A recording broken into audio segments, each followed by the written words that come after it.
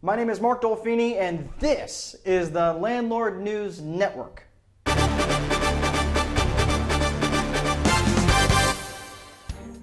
Hi everyone, welcome back to the Landlord News Network. Starting out in the news today, a landlord in Lexington, Mississippi got into an altercation with her tenant and then shot him in the face. Rachel Dixon, 52, was charged with aggravated assault, and you can see her booking photo here. Now, I'm not one to normally question things like this, but where the hell is this? I think I could get a more accurate measure of her height from a grainy shoplifting video of her leaving the 7-Eleven. Judging by the hand-drawn marks on the wall behind Chewbacca, this woman is over 7 feet tall. So it begs the question, why the hell would she need a handgun in the first place? Secondly, who took this booking photo? It looks like she took a selfie in some sort of online booking procedure, which, if you think about it, is actually quite brilliant. A self-check-in would be a pretty amazing way to cut down on costs for lawbreakers. In other news, the New York City Housing Authority has been named the worst landlord for the second year in a row. Now, to be fair, the list is comprised of the landlords with the most open work orders, so it will naturally be skewed towards those with the greatest number of units. I still say bravo, New York City. Not only have you made it impossible for low-end landlords to operate, you've made it impossible for yourself to operate. A Minneapolis landlord has been sentenced to 60 days in the county workhouse for perjury and basically being a douchebag. Stephen Friends, once among the largest private landlords in Minneapolis, was sentenced to 60 days for a perjury conviction stemming from phony apartment leases he submitted to a housing court nearly 4 years ago. Friends once owned and operated more than 60 apartment buildings in the city, who was partnered with another investor who was banned by the city in 2010 from holding a rental license.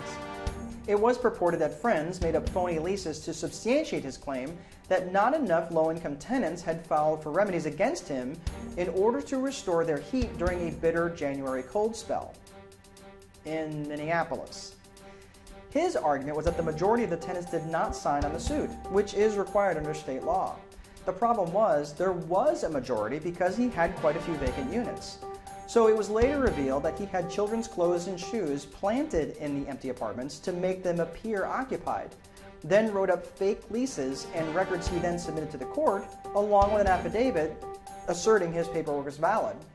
The scam was exposed when a tour of the apartments by the attorneys on behalf of the tenants revealed an absence of furniture and toys and, luxuries like food, suggesting that no children actually lived there. Friends was forced to withdraw his affidavit, and his two attorneys quickly resigned. So I get it. You tried to play the game and you got caught. I don't condone it, but I get it. But here's what makes him a real douchebag. Rather than own up to his deception, his defense attorneys argue that the affidavit Friends submitted to the court to support his fake documents didn't break the law because the notary did not require Friends to take an oath. Prosecutors immediately called bullshit, throwing the flag on the play, and the jury agreed. The 60-day work order sentence can also include up to 3 years probation, 200 hours of community service, and a whopping $1,000 fine. The lawmaking/lovemaking between the governors of Oregon and California heated up in 2019. Governor Kate Brown of Oregon and Governor Gavin Newsom of California have both enjoyed each other's company from across state lines as they both embraced laws, that is, that are well on their way to rent control. To make themselves feel better, they are doing a masterful job of spinning their socialist policies from calling it rent control, but instead rent stabilization. Call it what you want, but when you don't allow the market to operate, that's control. When you don't allow the supply of housing to keep up with demand because of the laws you pass, that's control. When you don't allow rent to go up, that's control. What happens is it creates a black market for affordable rental housing, and if anything will deter investment and ultimately make things more expensive as investors go after other areas that are more landlord friendly.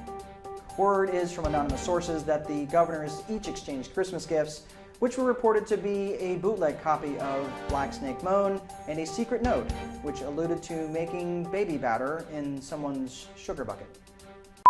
Sorry, I just puked a little bit. This has been the latest episode of the Landlord News Network. You're already used to fake news outlets, so why not one more? Sorry, I just puked a little bit.